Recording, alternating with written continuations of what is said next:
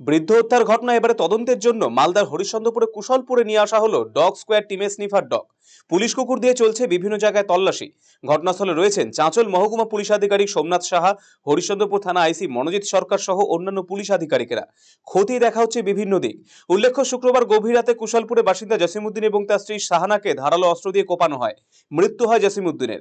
এখনও চিকিৎসাধীন সাহানা।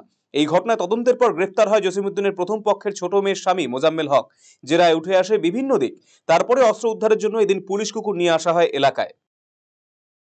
আবার তো মনে হয় কি বলবো, একাই করেছি কি করিনি তো আমি সেটা তো বলতে পারছি না, কিন্তু আজ 6 দিন হলো প্রায় ফোন করা, এখনও পুলিশ বা আর কী করছে না করছে কিছু বোঝা যাচ্ছে না। আসছে আবার গাড়ি নিয়ে চলে আসছে, হ্যাঁ, এখানে ওখানে খোঁজে খাজে আবার মানে কিছু বোঝা যাচ্ছে না। পুলিশকে জিজ্ঞাসা করছি, চলছে চলছে কাজ চলছে এরকম বলছে।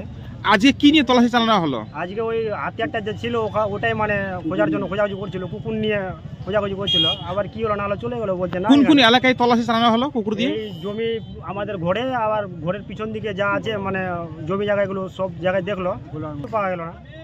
তো কি মনে হচ্ছে যে এই ঘটনার সঙ্গে আর কে থাকতে পারে? না না দেখলে কি করে বলবো কে আছে না আছে। কি দাবি করছেন এখন আপনারা প্রশাসনের কাছে?